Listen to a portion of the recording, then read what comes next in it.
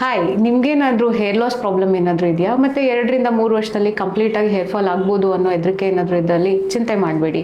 ನಾನು ನಿಮಗೆ ಒಂದು ಟ್ರೀಟ್ಮೆಂಟ್ ಬಗ್ಗೆ ಮಾಹಿತಿಯನ್ನು ಕೊಡ್ತೀನಿ. ಅದು ಬಂದು ಹೇರ್ ಟ್ರಾನ್ಸ್ಪ್ಲಾಂಟ್ ಅಂತ ಹೇಳ್ತೀವಿ. ಸೊ ಈ ವಿಡಿಯೋದಲ್ಲಿ ನಾನು ಹೇರ್ ಟ್ರಾನ್ಸ್ಪ್ಲಾಂಟ್ ಬಗ್ಗೆ ಮಾಹಿತಿಯನ್ನು ಕೊಡ್ತೀನಿ. So first hair scalp analysis ಮಾಡಬೇಕಾಗತ್ತೆ. ಸೊ ನಿಮ್ಮ ಹೇರ್ ಫಾಲ್ ಯಾವ ಗ್ರೇಡಲ್ಲಿ ಇದೆ ಅನ್ನೋದನ್ನ ತಿಳ್ಕೊಬೇಕಾಗತ್ತೆ. ಸೊ ಅದಾದಮೇಲೆ ಸೆಕೆಂಡ್, ಡೋನರ್ ಏರಿಯಾದಲ್ಲಿ ಹೇರ್ ಫಾಲಿಕಲ್ಸ್ ಹೇಗೆ ಇದೆ ಅಂತ ನೋಡಿಕೊಂಡು ಮತ್ತು ಹೇರ್ ಫಾಲಿಕಲ್ಸ್ ಎಷ್ಟು ಬೇಕಾಗ್ಬೋದು ಅಂತ ನೋಡಬೇಕಾಗತ್ತೆ. ಸೊ ನಾವು ಡೋನರ್ ಏರಿಯಾಯಿಂದ advance percutaneous follicle unit extraction ಒಂದು ಮೆಥಡಿಂದ ಫಾಲಿಕಲ್ ಎಕ್ಸ್ಟ್ರಾಕ್ಷನ್ನ ಮಾಡ್ತೀವಿ. ಸೊ ಎಕ್ಸ್ಟ್ರಾಕ್ಟ್ ಮಾಡಿರೋ ಫಾಲಿಕಲ್ನ ನಿಮಗೆ ರೆಸೆಪ್ಟರ್ ಏರಿಯಾ ಅಂದರೆ ಕೂದಲು ಎಲ್ಲಿರಲ್ವಲ್ಲ ಆ ಏರಿಯಾಗೆ ಟ್ರಾನ್ಸ್ಪ್ಲಾಂಟ್ ಮಾಡಬೇಕಾಗತ್ತೆ. ಸೊ ನಿಮಗೆ ಇದರಲ್ಲಿ ಯಾವುದೇ ಥರ ಸೈಡ್ ಎಫೆಕ್ಟ್ಸ್ ಇರಲ್ಲ, 100% ರಿಸಲ್ಟ್ ಓರಿಯೆಂಟೆಡ್ ಇರುತ್ತೆ.